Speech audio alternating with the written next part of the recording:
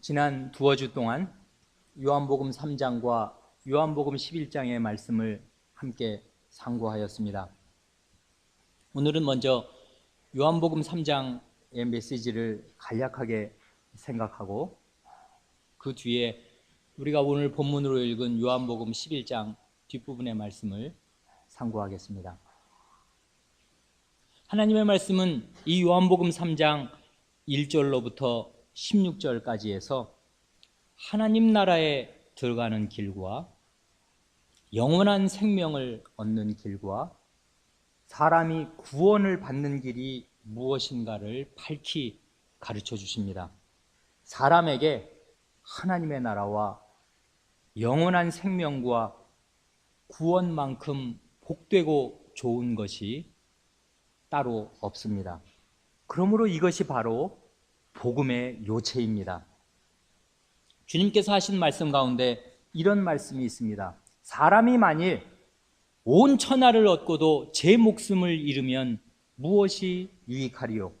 사람이 무엇을 주고 제 목숨을 바꾸겠느냐 하십니다. 마태복음 16장 26절 말씀입니다. 사람이 오늘 온 천하를 얻었다고 하더라도 오늘 밤에 죽거나 내일 죽으면 무슨 소용이 있는가 하는 것은 어린아이라도 다 알만한 이야기입니다.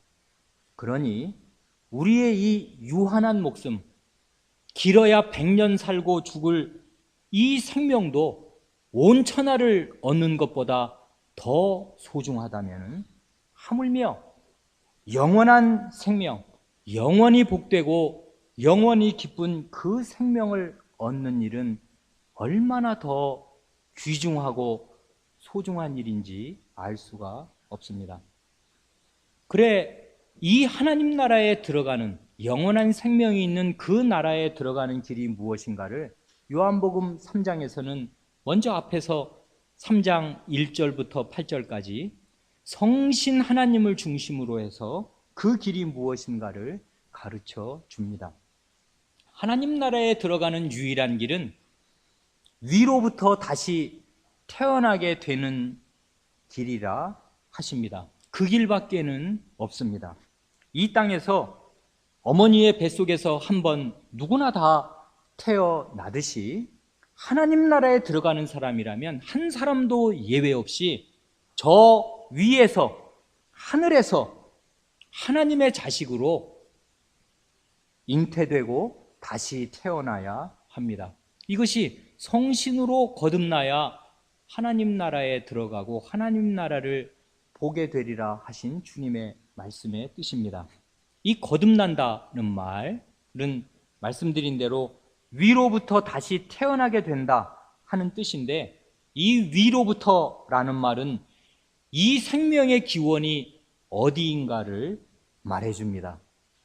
다시 태어나게 된다 할 때 다시 태어난다는 말은 이것이 육체적인 탄생처럼 근본적인 변화라는 사실을 말해줍니다. 한두 가지 뭘 뜯어 고치는 도덕적인 개선을 말하는 것이 아니라 죽은 사람이 다시 사는 것 이상의 없던 생명이 새로 태어나는 탄생에 관한 탄생에 준하는 근본적인 변화라는 것을 말해줍니다.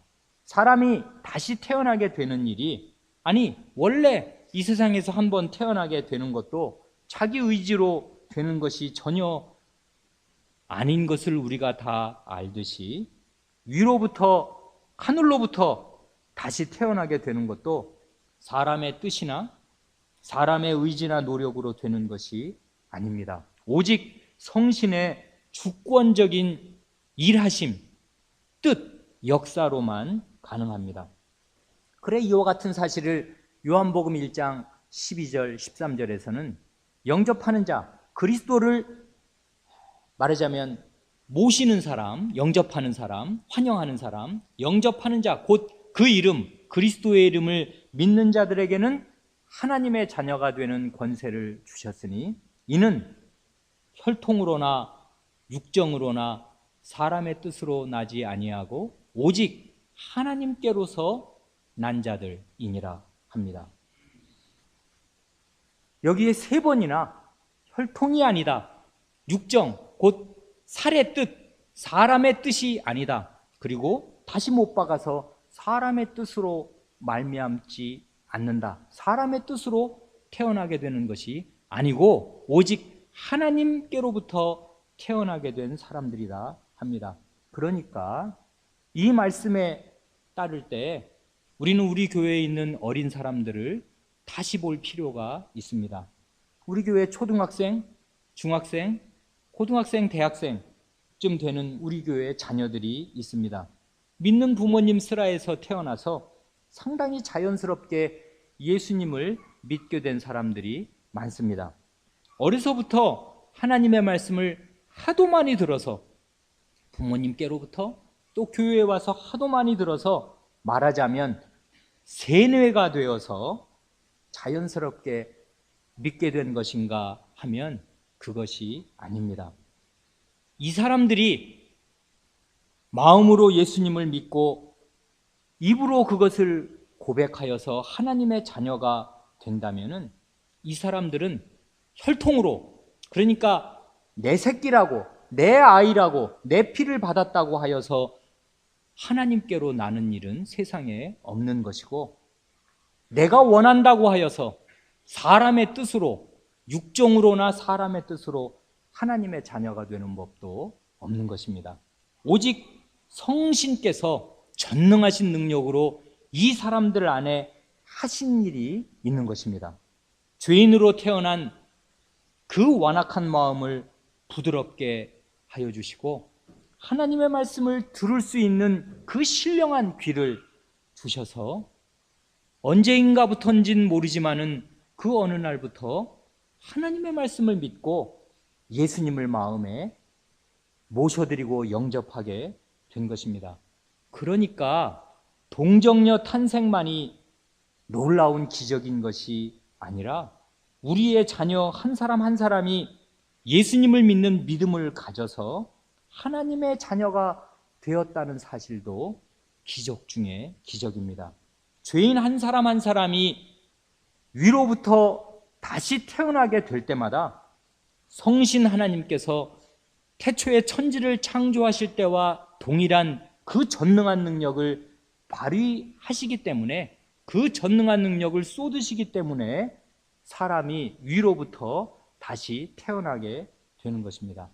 그러니까 우리의 자녀 속에서 믿음이 있는 것을 조금이라도 본다면은, 믿음의 싹을 본다면은 우리는 충분히 기뻐해야 할 이유가 있습니다.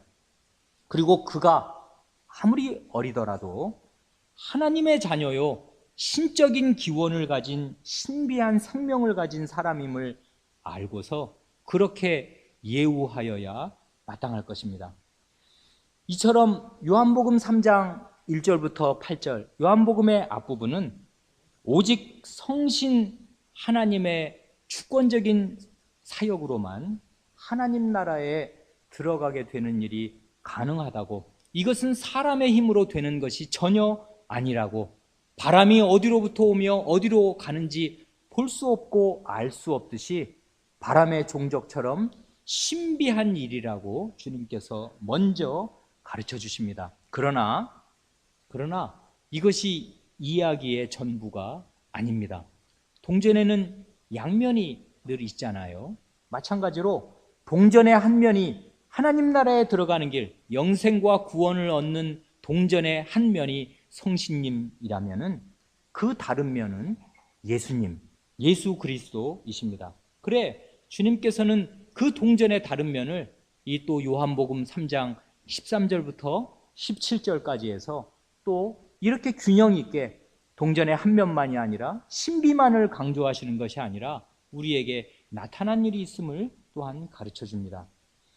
우리를 구원하시기 위해서 하늘에서 내려오신, 하나님께서 보내서 파송을 받아서 이 세상에 오신 하나님의 아들, 하나님의 독생자를 믿으면 영원한 생명을 얻고 구원을 얻는다고 분명히 가르쳐 주십니다. 17절, 하나님께서 그 아드님을 세상의 전권 대사로 보내셨습니다. 이 사실이 대단히 중요하고 이 사실이 요한복음의 골짜기마다 메아리칩니다. 또한 16절에 그 아들을 대사로 파송하셨을 뿐만 아니라 보내셨을 뿐만 아니라 십자가에 내어주셨다고 가르쳐 줍니다. 그러니까 하나님께서는 아들을 세상에 보내실 뿐 아니라 세상의 구원과 영원한 생명을 위해서 그 아들을 내어주셨습니다. 내놓으셨습니다. 누구든지 그 아드님을 믿으면 멸망치 않고 영원한 생명, 곧 하나님 안에 있는 하나님께만 속한 그 신적인 생명을 얻으며 심판을 받지 않고 구원을 받습니다. 이 16절, 17절에 멸망과 심판, 영생과 구원 같은 인간의 운명을 가르는 중차대한 말들이 쏟아져 나옵니다. 영원한 생명을 얻고 구원을 받기를 바란다면은 하나님께서 보내시고 내어주신 하나님의 독생자 예수 그리스도를 믿어야 합니다. 그래, 다음 장 요한복음 5장 24절에서는 내가 진실로 진실로 너희에게 이르노니 내 말을 듣고 나 그리스도 예수의 말을 듣고 나 보내신 자, 이 보내셨다는 주제가 각 장마다 메아리 치잖아요. 나를 보내신 분이 하나님이시니까 하나님이 나를 보내셨다는 그 사실, 나를 보내신 하나님을 믿는 자는 영원한 생명을 얻었고, 이게 현재형이라고 언젠가 말씀을 드렸습니다. 우리말은 얻었고 그러니까 과거 같은데 그 사람은 영원한 생명을 지금 가지고 있고, 그러니까 죽어봐야 아는 것이 아니고 이 시간계를 초월한 하나님에게 속한 그 영원한 생명이 지금 이 시간에부터 그 사람 안에 있는 것입니다. 영원한 생명을 가지고 있고 심판에 이르지 아니하나니 사망에서 생명으로 옮겼느니라 하십니다. 그런데 이런 사실이 이 암흑천지 같은 세상에 놀라운 소식인 것과 똑같이 또 하나 놀라운 것은 이 세상의 반응입니다. 이런 말씀을 들은 이 세상의 반응이 무엇인가를 이 요한 사도는 그 뒤에 18절에서 뒷부분에 계속해서 기록합니다. 18절입니다. 저를 믿는 자는 심판을 받지 아니하는 것이요 믿지 아니하는 자는 하나님의 독생자의 이름을 믿지 아니하므로 벌써 심판을 받은 것이니라 합니다. 그러니 하나님의 아들 이 예수 그리스도는 세상 사람들을 둘로 나누십니다. 예수님을 믿는 자와 예수님을 믿지 않는 자, 심판을 받지 않을 자와 벌써 심판을 받을 자, 받은 자. 도대체 예수님이 누구시기에 이 모든 세상 사람들을 두 줄로 세우시는 것입니까? 예수님은 그러고도 남을 만한 분이시고 예수님이 그렇게 크신 분이기 때문에 예수님이 오신 다음부터는 세상이 그 이전 세상과는 완전히 달라졌습니다. 예수님을 중심으로 해서 세상이 절반으로 나뉩니다. 예수님을 믿는 사람, 믿지 않는 사람, 믿어서 심판을 받지 않은 사람, 믿지 않아서 벌써 심판을 받고 심판을 확정한 사람으로 나뉩니다. 그러면 믿지 아니하는 자는 벌써 심판을 받은 것이라 하신 말씀은 무슨 뜻이겠습니까? 우리의 시조가 아담과 하와 할머니, 할아버지지요.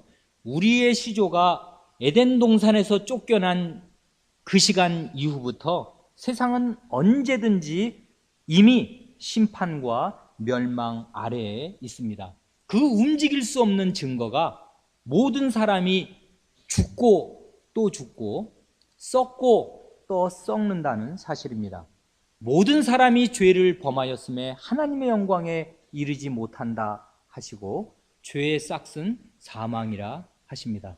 그러니 사람이 죄가 없었다면 하나님의 영광에 이르는 것이고 하나님 앞으로 가는 것인데 스스로의 힘으로 그럴 사람은 아담 이래로 아무도 없습니다. 다 죽고 죽는 것이 그 사람의 운명이고 썩고 썩어서 하나님의 영광에는 도무지 이를 길이 없는 것이 사람의 운명이니까 우리가 지금 이렇게 살아서 숨쉬고 이 세상 사람들이 등산도 가고 돌아다니니까 다 산 사람으로 보이지만 이것은 시간 문제일 뿐이지 이미 사망 선고를 받은 사람들이고 사망과 심판과 멸망 하에 운명 지워져 있는 사람들입니다.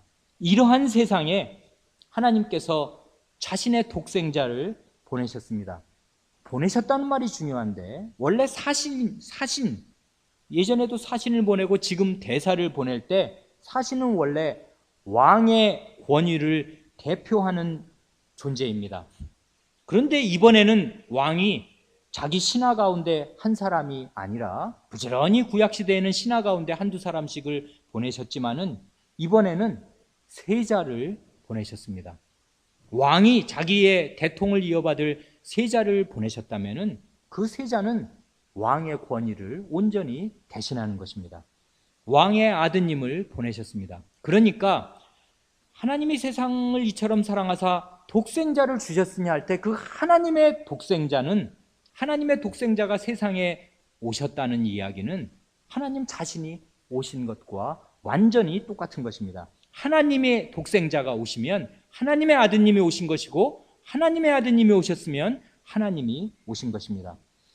그러니까 그리스도께서는 이 세상을 향하여 말씀하시는 하나님의 마지막 말씀입니다. 히브리서 1장 2절 이 모든 날 마지막에 아들로 우리에게 말씀하셨으니 하는 말씀과 같습니다. 그러므로 그리스도는 최종적인 구원입니다. 더 이상의 기회는 다시는 없습니다. 그러니까 지금이 마지막 시기입니다. 그리스도께서 오셨기 때문에 그리스도가 하나님의 독생자이기 때문에 유일한 외아드님이시기 때문에 그리스도가 오심으로 하여서 세상은 바야흐로 종말에 돌입하였습니다. 어른들이 흔히 세상 말세다 하지만은 그건 세상 젊은 사람들이 하도 퇴폐적으로 사는 것을 보고 마음이 상해서 하는 소리이지 성경에 말하는 종말, 마지막은 아닙니다. 성경이 말하는 마지막은 예수님이 오신 그때가 이제 세상의 마지막 때이기 때문에 하나님께서 마지막으로 말씀하신 이것이 최종의 구원이고 다시는 이 구원이 없다 하는 그 마지막 말씀이기 때문에 그리스도께서 오신 그날부터가 이 세상은 종말입니다. 지금 우리는 이 종말 역사에 하나님이 정하신 인류 역사의 마지막 때를 살고 있습니다. 본래 하나님의 뜻은 이 세상의 심판이 아니라 이 세상의 구원이지만은 하나님께서 보내신 자기 아드님을 보내실 뿐 아니라 십자가에 내어주기까지 하신 그 최종적인 구원을 거부하면은 비유컨대 하나님의 마지막 카드를 거부하는 것이기 때문에 이미 아담 이래로 이 세상에 내려졌던 심판이 그대로 돌이킬 길이 없이 확정되는 것입니다. 벌써 심판을 받은 것이니라 하는 말씀의 뜻이 그것입니다. 그 다음 19절이 그 정죄는 이것이니 곧 빛이 세상에 왔으되 사람들이 자기 행위가 악함으로 빛보다 어두움을 더 사랑한 것이니라 합니다. 빛이 세상에 왔습니다. 오직 하나님의 독생자만 빛입니다. 그러니까 이 세상에 빛으로 오신 이 빛이 세상에 왔으되 하는 말에서 알 수 있는 사실은 본래 세상은 다 어두움이라는 말입니다. 예수님은 세상을 빛과 어두움으로 둘로 양분하십니다. 본래는 온 세상이 다 어두움이었지만은 빛이 세상에 오셨기 때문에 자기가 속했던 이 세상의 어두움에서 나와서 빛을 따르는 사람은 빛에 속한 사람들이 되는 것이고 그런 사람들이 일부 있고요. 그 나머지는 원래의 어두움인 이 세상에 그대로 머물러 있게 됩니다. 이렇게 하여서 빛이 오시기 때문에 또한 불가피하게 세상은 둘로 나뉘게 됩니다. 빛과 어두움으로 빛에 속한 자와 원래의 어두움에 그대로 머물러 있는 사람으로 나뉘게 됩니다. 마지막 20절, 21절 말씀입니다.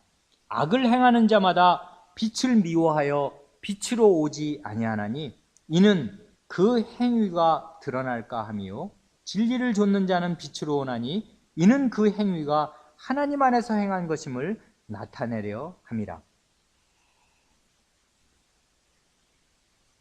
하나님의 독생자는 이 세상의 빛이기 때문에 죄인이 어두움에서 빛으로 오게 될 때 반드시 겪어야 할 고통이 있고 넘어야 할 고비가 있습니다.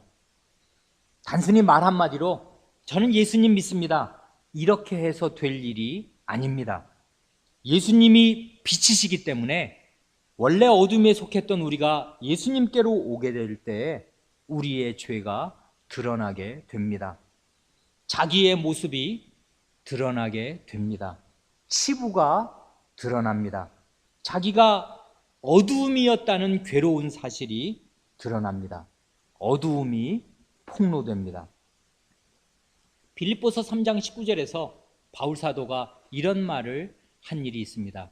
이 세상 사람들, 어두움에 속한 이 세상 모든 사람을 가리켜서 저희의 마침은 멸망이요 저희의 신은 배요 저희의 영광은 저희의 부끄러움에 있고 땅의 일을 생각하는 자라 합니다. 이 말이 아주 놀라운데, 저희의 신은 배요. 이 세상 사람들의 신이 결국은 뭐냐면 자기 배라 합니다. 자기 배, 욕망이 분출하는 자기 배, 잘 먹고 잘 살자 하는 그 배, 성욕이 가득한 그 배, 자기의 욕심과 자기 잘 되기를 원하는 그 배가 그 사람들의 신이다. 그걸 위해서 산다. 자기 한 몸 위해서 사는 거 아니냐. 그리고 그러니까 그 사람들이 영광스럽게 생각하는 거, 자랑스럽게 생각하는 거, 나는 돈이 이렇게 많다든지, 나는 이렇게 좋은 학벌을 가졌다든지, 나는 이렇게 국회의원 자리에, 대통령 자리에 앉았다든지, 나는 이렇게 미모가 출중하다든지 하는, 은근히 자기를 높이고 다른 사람을 낮게 보든지, 혹은 그것이 없다고 열등감을 가지는 그 생각들을 잘 뒤집어 보면 사실은 다 부끄러운 일들이고 땅에 속한 일들이라 합니다. 그렇지 않습니까? 그게 다 하나님이 주신 것들인데, 마치, 그리고 그 하나님이 주시면서 일을 시키시는 그 재료들인데, 그것이 마치 원래 자기 것인 것처럼 자랑을 하면서 그것이 있으면 다 된 것으로 생각하니까 그런 사람의 마침은 멸망이다 합니다. 우리는 본래 어두움에 속한 사람들로서 이러한 사실을 인정하지 않을 수가 없습니다. 그 사실을 인정하고 돌이키는 것이 회개입니다. 회개는 고통스럽고 괴로운 일입니다. 죄인이 죄를 지적받을 때 순순히 인정하는 일이 결코 쉬운 일이 아닙니다. 그러나 회개하면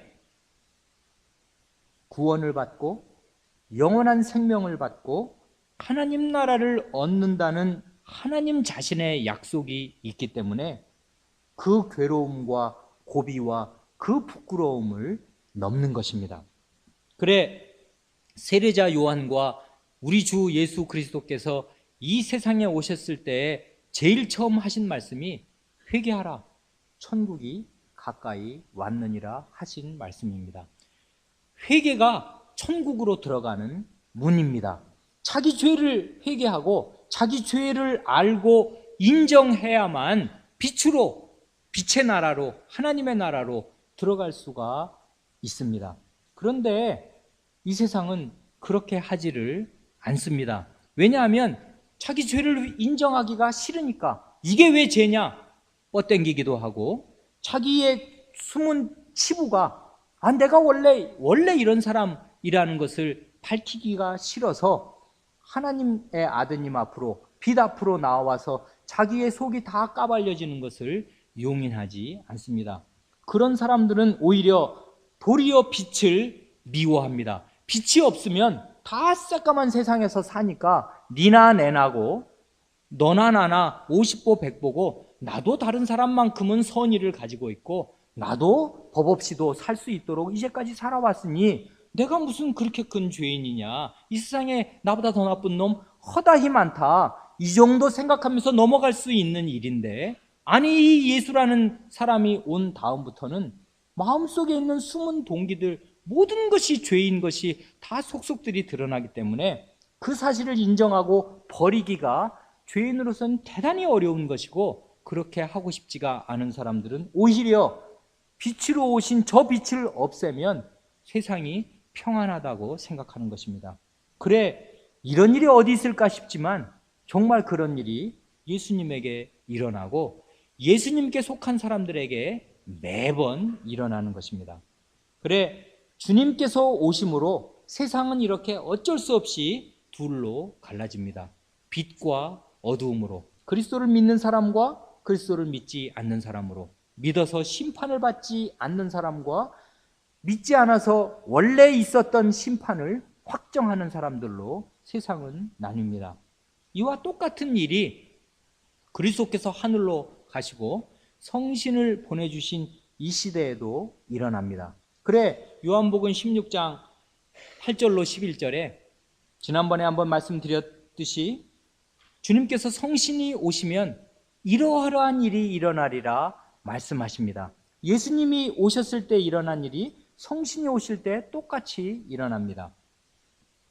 그가 와서, 성신께서 오셔서 죄에 대하여, 의에 대하여, 심판에 대하여 세상을 책망하시리라 합니다. 여기서 책망한다는 말은, 죄에 대하여 책망한다는 말은 이해가 되는데, 심판에 대하여 세상을 책망한다, 또 의에 대하여 세상을 책망한다, 이 말이 뭔 말인가? 약간 앞뒤가 우리말에 명쾌하게 딱 떨어지지 않잖아요. 이 책망한다는 말은 원래의 뜻이 사실을 밝히 드러낸다, 진상을 폭로한다, 그 말입니다. 핵심이 뭔가를 정확히 드러내준다, 가르쳐서 확 알려준다, 이런 말입니다. 그러니까 성신께서 오시면 하는 일이 죄가 뭐냐, 의가 뭐냐, 이 지금 요한복음 3장 뒷부분에 나왔던 심판이 뭐냐를 정확하게 알려서 진상을 가르쳐 주십니다. 또는 폭로하여 주십니다.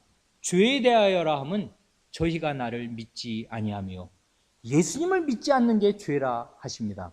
많은 사람들은 이 말을 의아하게 느끼고, 아니 안 믿으면 안 믿는 것이지, 종교의 자유가 있는데 왜 예수님을 안 믿는 게 죄란 말이냐 하는데, 그 말은 원래 자기 하나님의 말씀에 비추어서 자기의 마침은 멸망이요, 자기의 씨는 자기의 배요, 자기의 영광은 자기의 부끄러움에 있고 땅의 일을 생각하는 그 사람으로서는 죄 아닌 것이 없는데, 그 죄에서 구원해 주시려고 구원자 예수 그리스도를 보내주셨건만은 그 최종적인 구원인 예수를 믿지 않으니 그것이 그의 죄를 확정하는 일이 된다, 그 이야기입니다. 죄에 대하여 세상을 폭로하신다는 말은 예수님을 믿지 않는 그것이, 빛을 미워하여 빛으로 오지 않는 그것이 그가 원래 죄인이라는 사실을 명백하게 하나님 앞에서 도무지 바꿀 수 없이, 움직일 수 없이 드러내는 일이 된다, 그 말입니다. 의에 대하여라 함은 내가 아버지께로 가니 저희가 다시 나를 보지 못하미요. 의가 무엇입니까? 예수께서 원래 모든 사람이 죄를 범하였음에 하나님의 영광에 이르지 못하는데 하나님께로 가면 그 사람이 의인입니다. 하나님 앞에 가서 죽지 않고 살아있으면 그 사람이 그야말로 아무 죄가 없는 의인인데, 예수께서 죽으셨다가 살아나셔서 아버지께로 가심으로써 의인이 어떻게 되는지, 하나님께로 의인은 간다는 거, 하늘로 간다는 거, 하나님의 영광에 이르게 된다는 거, 하나님께로 이 사람이 갈 길이 있다는 것을 확실히 보여주셨습니다. 의에 대해서 진상을, 사실을 확실히 밝혀주셨습니다. 그래, 주님께서 죽으시고 부활하셔서 아무 죄가 본래 자기 죄로 죽은 게 아니라는 사실과, 그리스도께서는 의인이라는 사실과, 이 의인은 하나님께로 올라가서 하나님과 함께 있게 된다는 사실을 확연히 보여주셨기 때문에, 아버지께로 부활하셔서 다시 가셨기 때문에 이 세상에 아무 의의가 없는 세상에 의의가 무엇인지를 확실히 가르쳐 주셨습니다. 심판에 대하여 하면 이 세상 임금이 심판을 받았음이라 합니다. 이 세상은 죄로 말미암아 사망에 처한 세상이고, 이 죄와 사망을 빌미로 잡아서 이 사탄이 사람을 거짓말로 꿰어서 죄를 짓게 하고 죽게 한 이래로 이 세상의 임금 노릇을 하고 죽을 수밖에 없는 사람들의 목숨줄을 쥐고서 끝없이 사탄에게 종속되는 삶을, 노예인 삶을, 죄의 노예인 삶을 계속 살게 하는데, 그리스도께서 죽으시고 부활하셔서 사탄의, 하나님에 대한, 하나님이 사람을 시기하신다는 그 사탄의 거짓말이 얼마나 새빨간 거짓말인가를 폭로하실 뿐만 아니라, 사탄이 세상에 사람에게 살 길을 준다는 말이 다 거짓말이요, 사람에게 살 길을 주시는 유일한 분은 그리스도 한 분이신 것을 드러내셔서, 지난번 골로새서에서 본 대로 이 세상 정사와 권세자들을 무장 해제시키시고 그리스도의 개선 행진의 포로로 내세우셔서 만인의 구경거리로 삼으셨습니다. 이름으로써 이 세상 임금을 심판하시고 이 세상 임금에 속하여 있는 사람들이 여전히 심판하라에 있다는 사실을 밝히 가르쳐 주시면서, 그 심판에서 벗어나는 길이 있다는 사실을 성신께서 오시면 밝히 가르쳐 주실 것입니다. 그러니 성신이 오셔서 하시는 일이나 독생하신 아드님께서 가르쳐 주시는 복음이나 하나입니다. 예수 그리스도와 성신은 한 분이시고 그 메시지가 정확히 똑같습니다. 죄에 대하여, 의에 대하여, 심판에 대해서 죄가 무엇이고 의가 무엇이며 심판이 무엇인가를 확연히 가르쳐 주십니다. 여기서는 이렇게 원리적으로 예수님이 독생자로 오셨는데도 빛을 미워해서 빛으로 오지 않는 사람들이 있어서 자기 심판을 확정하는 그런 일들이 있다, 이렇게 하는데, 과연 그럴까? 아니, 독생자를 보내주셨으면 믿음은 영원한 생명을 얻고 하나님 나라에 들어가고 구원을 받는데 그걸 왜 거부한단 말인가 할 텐데, 이 신뢰가, 생생한 신뢰가 우리가 지난주에 읽은 요한복음 11장 뒷부분 45절 이하에서부터 나옵니다. 이 요한복음을 기록한 목적은 우리 어린 아이들이 다 함께 외운 대로, 오직 이 요한복음을 기록한 이유는, 오직 이것을 기록함은 너희로 예수께서 하나님의 아들 그리스도이심을 믿게 하려 하며 그 너희로 믿고 그 이름을 힘입어 생명을 얻게 하려고 이 요한복음을 썼다 하였습니다. 그러니까 요한복음은 한마디로 우리로 하여금 예수 그리스도 하나님의 아들을 믿고 생명을 얻게 하려고 썼으니까, 이 생명은 우리가 지금 가지고 있는 이 숨쉬는 이 생명을 말하는 거 아니잖아요. 하나님께 속한 생명, 영원한 생명을 얻게 하려고 써서 요한복음은 1장서부터 21장까지 올 때까지 생명에 관한 주제로 점철되어 있습니다. 생명에 관한 주제가 계속 연결됩니다. 어떻게 연결됩니까? 이 요한복음 3장이 바로 지금 니고데모에게 하나님 나라를 말씀하여 주시면서, 하나님의 아들을, 독생자를 세상에 주셨으니 이는 저를 믿는 자마다 멸망치 않고 영생을 얻게 하려 하심이니라 하고 영생 얻는 길을 가르쳐 주시지요.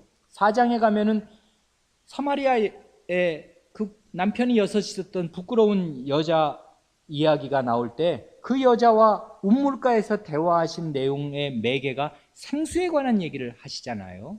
네가 내게 구했으면 내가 영생하도록 솟아나는 샘물을 내게 주었으리라 하고, 지금 생수는 곧 이스라엘 같은 사막 광야가 있는 물이 귀한 나라에서는 물이 생명이란 말이에요. 지금도 무인도와 유인도를 가르는 기준은 물이 있냐 없냐 하는 거잖아요. 밥은 며칠 안 먹어도 살지 몰라도 물은 없으면 안 되거든요. 물이 있어야 되거든요. 물이 생명입니다. 어디서든지 물이 있는 곳에 촌락이 있게 마련이고, 이 생수, 생명을 주는 물에 대해서 이 여자와 대화를 나누십니다. 5장에 가면은 베데스다 목가에서 38년 된 병자를 고치시고 나서 24절에서 내가 진실로 진실로 내게 이르노니 내 말을 듣고 나 보내신 이를 믿는 자는 영생을 얻었고 심판에 이르지 아니하나니 사망에서 생명으로 옮겼느니라. 영생과 생명에 대해서 말씀하십니다. 6장에 가면은 오병이어죠. 오병이어의 표적을 베푸시면서 하시는 말씀은 내가 곧 생명의 떡이다. 영원한 생명을 주는 떡이다. 계속 생명에 대해서 말씀하십니다. 7장에서는 나를 믿는 자는 성경의 이름과 같이 그 배에서 생수의 강이 솟아나리라. 다시 생명수, 생명을 주는 물에 대해서 말씀하십니다. 8장에 가면은 생명을 주는 빛에 대해서 말씀하는데 예수께서 또 일러 가라사대 나는 세상의 빛이니 나를 따르는 자는 어두움에 다니지 아니하고 생명의 빛을 얻으리라. 아까는 물이 생명이었으면 이번에는 빛이 생명이잖아요. 빛이 생명인 사실은 우리가 다 경험으로 알고 있습니다. 햇빛이 없으면 지구는 다 죽음이거든요. 생명 하나도 없게 됩니다. 햇빛 때문에 광합성도 하고 먹을 것도 생기고 우리의 생명이 유지되고 최소한 빙하가 안 되는 거 아니에요. 그러니 빛이 생명인데 예수님께서 자신이 생명의 빛이라 나를 따르는 자는 생명의 빛을 얻는다 하십니다.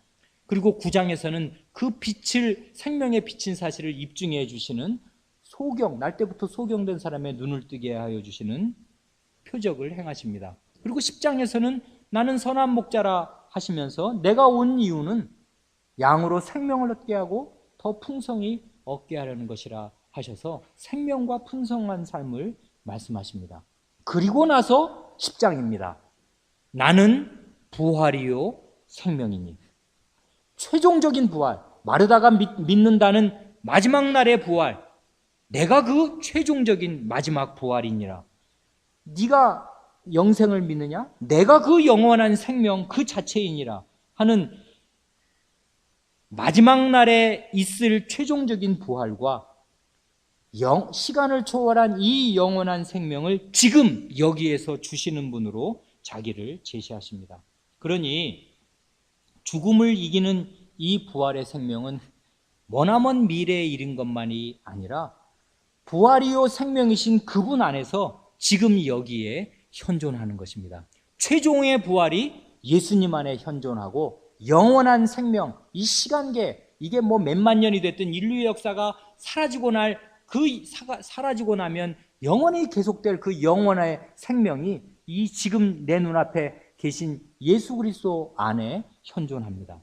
그러니 예수께서 지금 이 나사로를 살리시기 전에 나는 부활이요 생명이니 하고 말씀하셨을 때 이 계시, 예수님의 자기 계시는 요한복음 1장서부터 지금 2장, 3장, 4, 5, 6, 7, 8, 9장, 10장을 거쳐서 마지막으로 하시는 최종적인 계시이고 가장 요한복음 계시에 요한복음이 21장까지 있잖아요. 21장은 에피소드고 20장을 둘로 나누면 1장부터 10장까지, 11장까지 이 7개의 표적이 쭉 나열된 7개의 표적 기사, 이 11장까지가 전반부고 12장서부터 20장까지는 다른 얘기가 없어요. 그냥 마지막 6월절로 치달아가는 그 얘기거든요. 마지막 제자들하고 예수님께서 13, 14, 15, 16, 17장에서 제자들과만 당부를 하시는 그 말씀과 기도가 나오고 곧바로 십자가에 못 박혀 죽으시니까 이제 사실상 요한복음 전반부의 이야기는 11장으로 끝이 나는데 이 요한복음 전반부의 모든 계시의 핵심은 생명이 무엇인가를 말씀한 영원한 생명이 무언가, 생명을 어떻게 얻는가 하는 것인데 이 계시의 핵심으로서 예수님께서 지금 나는 부활이요 생명이다 이렇게 말씀하십니다. 이 예수님의 말씀을 확실히 믿어야 최종적인 부활이 오늘 나의 것이 되는 것이고 영원한 생명이 오늘 나의 것이 되는 것인데 그 말이 믿음직하다는 말을 입증하여 주시려고 죽은 나사로를 무덤, 시체가 지금 썩어서 냄새가 나는 가운데 있는 그 가운데에서 이 사람을 살려내신 것입니다. 그러니까 이 나사로를 살리신 표적은 요한복음에 기록된 11장까지에 기록된 7가지 표적 중에 맨 마지막 7번째 표적이면서 그 앞에 모든 표적을 능가하는 핵심적인 표적 중에 표적입니다. 말 자체로도 그렇잖아요. 무슨 병을 낫게 해주거나 소경의 눈을 뜨게 한 것도 보통 일이 아니지만은 죽은 사람을 살린 것만큼 센세이션한, 그리고 눈에 확 뜨이게 하는 표적이 없는 데다가 이 표적이야말로 예수님 자신의 죽으심과 부활을 미리 보여주는 그런 표적이 됩니다. 그런데 이건 표적이라는 사실을 알 필요가 있습니다. 표적이라는 사실은 뭡니까? 이건 하나의 사인이지 이 표적 자체가 무엇을 엄청나게 주는 게 아니다, 그 말입니다. 나사로를 살려주신 게 귀하고 귀한 표적이지만은 나사로는 살면 뭐합니까? 한 3, 40년 살다가 또 죽을 거 아닙니까? 그렇잖아요. 나사로가 영생한 거, 영원한 몸을 입고서 부활의 몸을 입고 지금까지 살아있는 거 아니거든요.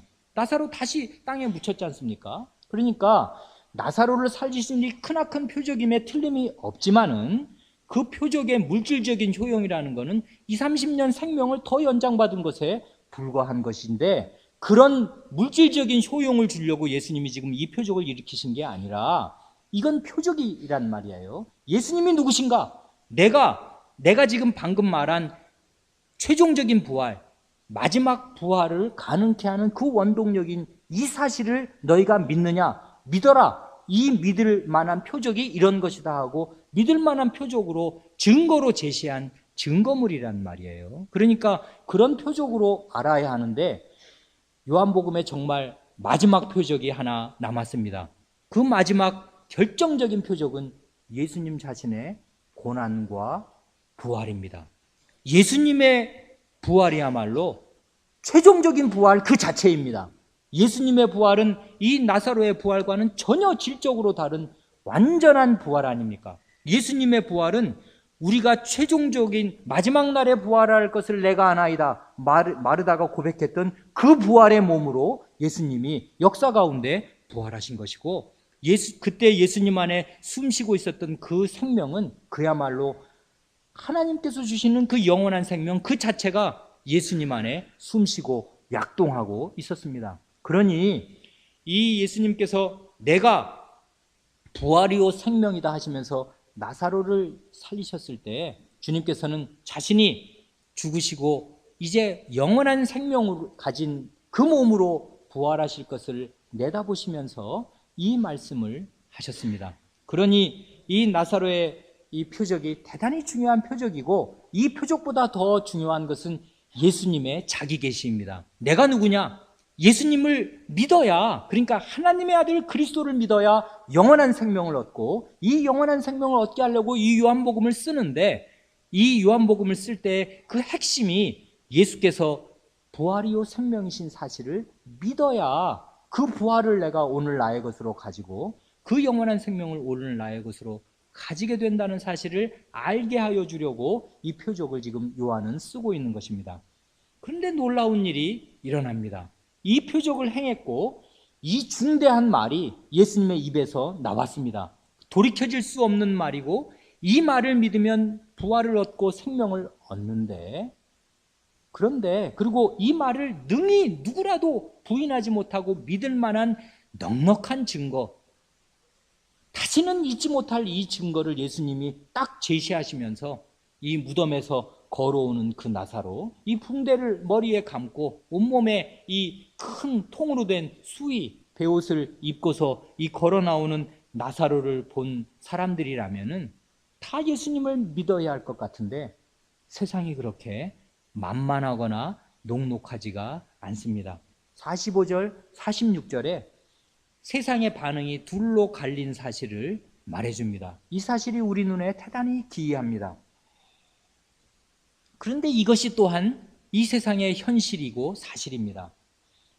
45절, 11장 45절, 46절, 마리아에게 와서 예수의 하신 일을 본 많은 유대인이 저를 믿었으나, 그러니 당연히 믿어야지요. 믿은 사람들이 있었으나 46절 그 중에 어떤 자는 바리새인들에게 가서 예수의 하신 일을 고하니라.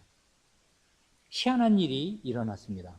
그 사실을 보았습니다. 아니 죽은 사람 살아나는 거 내가 봤다. 아니 예수가 마르다한테 뭐라고 하더니 아니 무덤 문을 옮겨 놓으라고 하더니 아니 진짜 죽은 지 나흘이나 된 냄새가 나던 시체 썩는 내가 슬슬 풍겨나던 그 나사로가 살아서 걸어 나왔다 하는 사실을 눈으로 보았는데, 그리고 그 예수의 말씀을 마리아와 함께 마르다와 함께 들었는데 그 말을 안 믿고 이 예수에 대해서 바리새인에게 가서 고자질을 한 사람들이 있었습니다. 바리새인들은 지금 예수님을 죽이려는 사람들이거든요. 진작부터 예수님을 죽이려고 하고 있었는데 가서 이 일을 바리새인들에게 고하였습니다.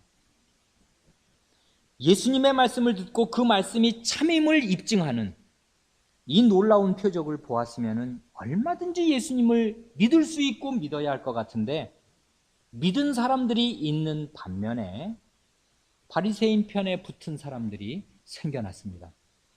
이렇게 예수님의 말씀과 예수님의 표적, 예수님의 행동은 언제든지 사람을 신자와 불신자로 갈라놓습니다. 믿는 사람이 있는가 하면 안 믿는 사람이 나옵니다. 빛으로 오지 않는 사람은 실은 빛을 미워하는 것입니다. 빛으로 가면 자기의 치부가 드러나기 때문에 자기의 행위가 악한 것임이 원래 나는 악밖에 없는 사람임이 드러나기 때문에 어둠 가운데 그대로 있는 것을 더 좋아하는 것입니다. 그래 예수님이 성경 다른 곳에서 나사로와 부자의 비유를 드시잖아요. 그거는 이 마르다와 마리아의 이 오라비 나사로는 현존했던 사람이고 역사상에 살아있던 사람이고, 예수님께서 누가복음 16장에서 나사로와 부자의 비유를 들을 때 그 나사로는 세상에 있던 사람이 아니라 비유 가운데 예수님이 만들어낸 이야기 속에 있는 인물이잖아요. 그런데 이름이 같아요. 나사로. 하나님의 긍휼이라는 뜻을 가진 나사로. 그런데 그 나사로가 부자와 함께 같이 죽었잖아요. 죽어서 저기 아브라함의 품에 갔고 이 부자는 음부에 갔는데 이 부자가 이 불 가운데서 아니 물 한 모금, 손가락 끝에 물 한 모금이라도 묻혀서 내 혀에 떨어뜨려 줬으면 정말 살겠는데 뜨거워서 견딜 수가 없다 하는데, 그 부자가 그런 가운데서 자기 형제가 있어서 자기 밑에 있는 우리 오형제에게 가서 저 나사로 아직도 하대하는 거죠. 저 나사로를 좀 보내서 죽었다가 살아나서 내가 이 낙원에 와보니 나는 이렇게 좋고 우리 그 여러분의 형제인 그 부자로 평생 날마다 호화롭게 잔치하였던 그분은 저 음부에 떨어져서 불 가운데 고통하면서 물 한 방울을 전 재산보다 더 간절히 찾습디다. 그 얘기를 해주면 내 형제들이 그 말을, 나사로의 말을 믿고서 이 괴로운 곳에 오지 않게 될 것 같으니까 보내주시면 어떻습니까? 하니까 아니다.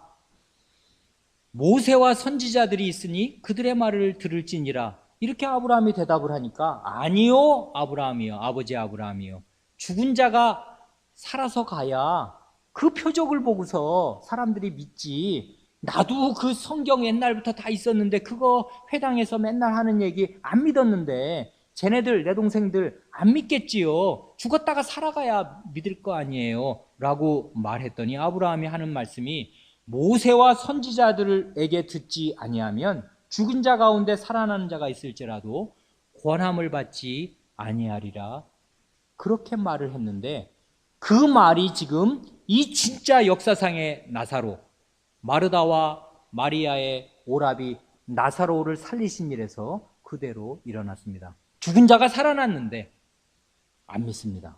이게 이상한 일 아닙니까? 그걸 눈으로 본 사람들이 분명히 증거를 하는데도 안 믿습니다.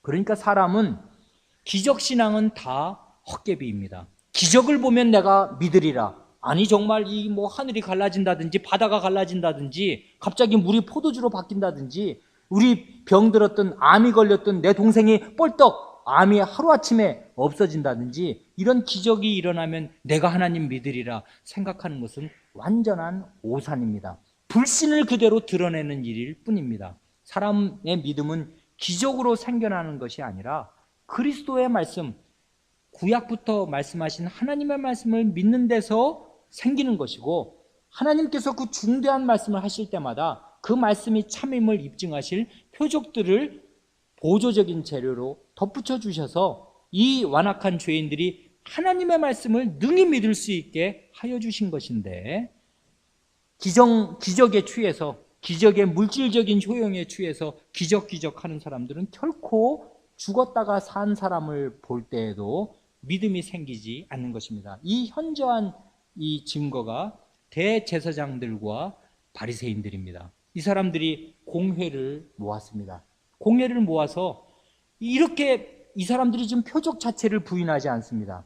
죽었다가 사람이 살아난 거, 그걸 자체를 부인할 수가 없습니다. 그러니 어쩌면 좋으냐, 이렇게 이 사람이 많이 표적을 하고 돌아다니니 우리 다 어떻게 하면 좋겠냐, 이제 아무 소용도 없다, 우리가 지금 하는 일이. 그러니 어떻게 하면 좋으냐 하는데, 그의 대제사장인 가야바가 기막힌 제안을 합니다. 한 사람이 죽어서 온 민족이 망하게 되지 않는 게 유익한 줄 너희가 알지 못하느냐 하면서 이 예수를 죽이자 하고, 그 다음에 논의를 보면 이 나사로까지 함께 죽이자 합니다.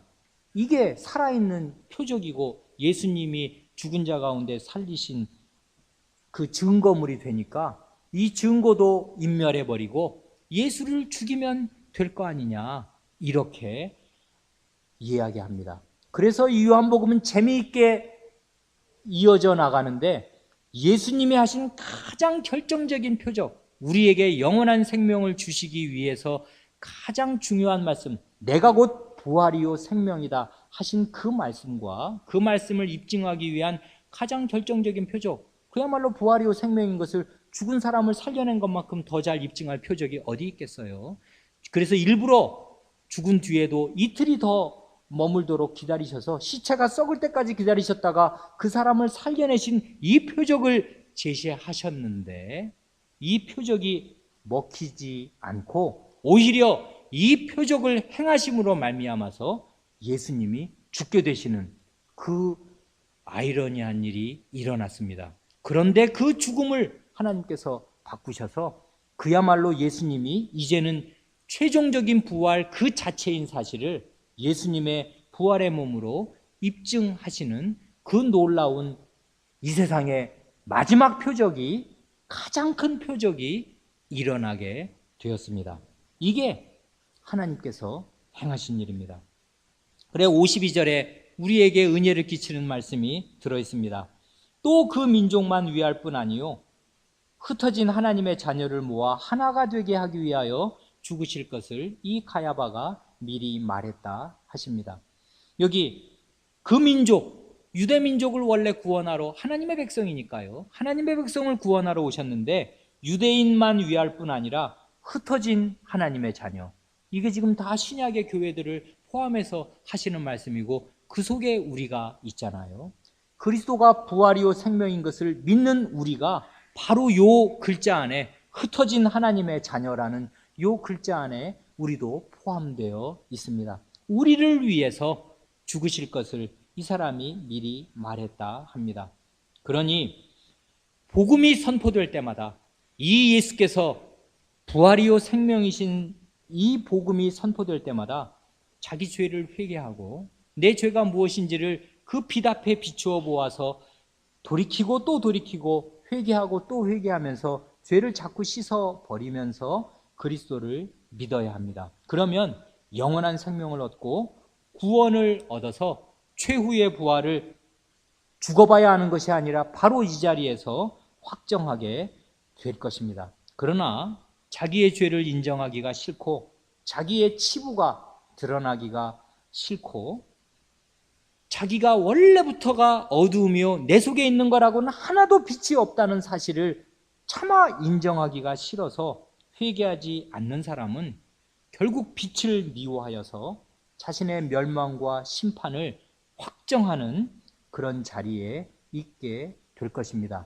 자기가 원치 않아도 그런 세상과 동류가 되어서 예수 그리스도를 다시 저주하는 자리에 있게 될 것입니다.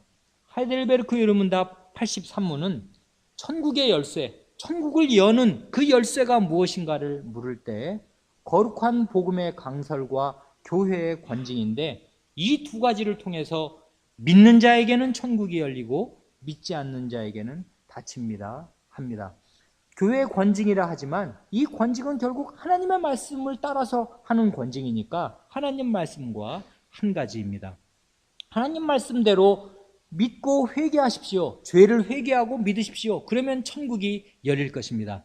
회개하라, 천국이 가까이 왔느니라. 이것이 교회에서 전하는 복음의 핵심이고, 이 복음을 듣고 회개하는 사람마다 천국이 열릴 것이고, 이 교회의 권징을 가벼이 여기고 회개하기를 거부하는 사람마다 천국이 닫힐 것입니다.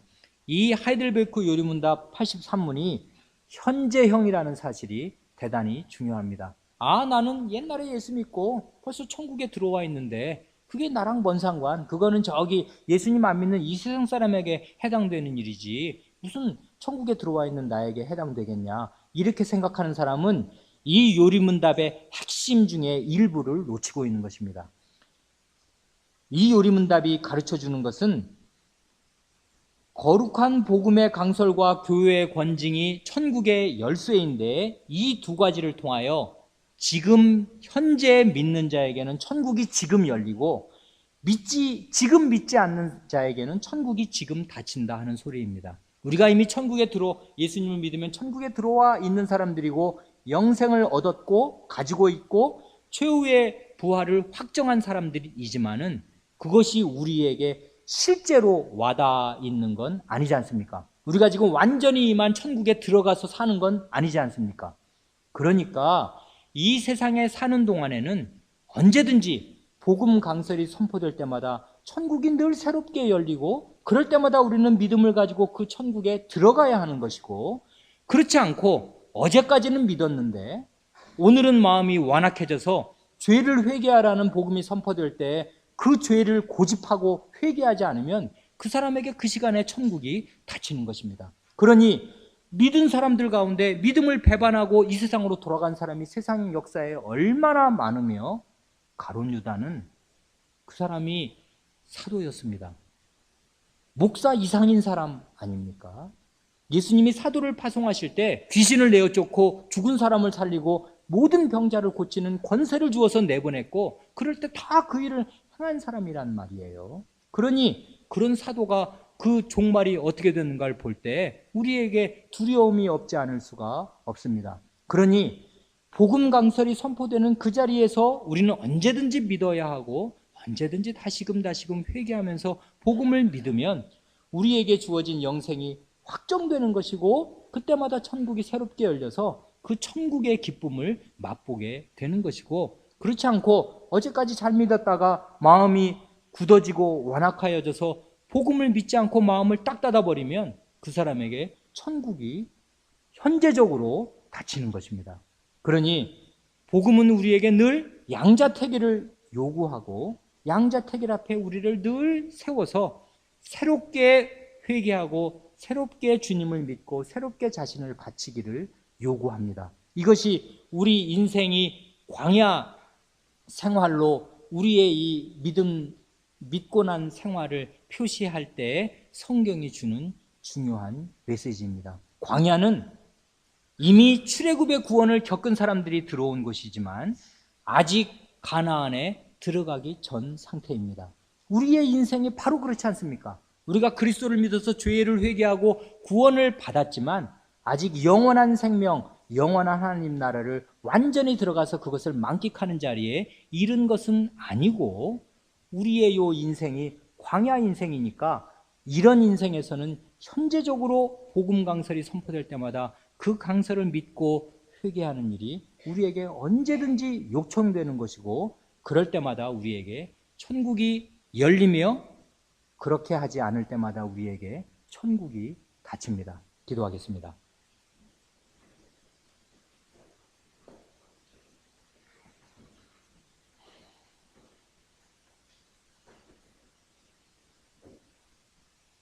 하나님 아버지,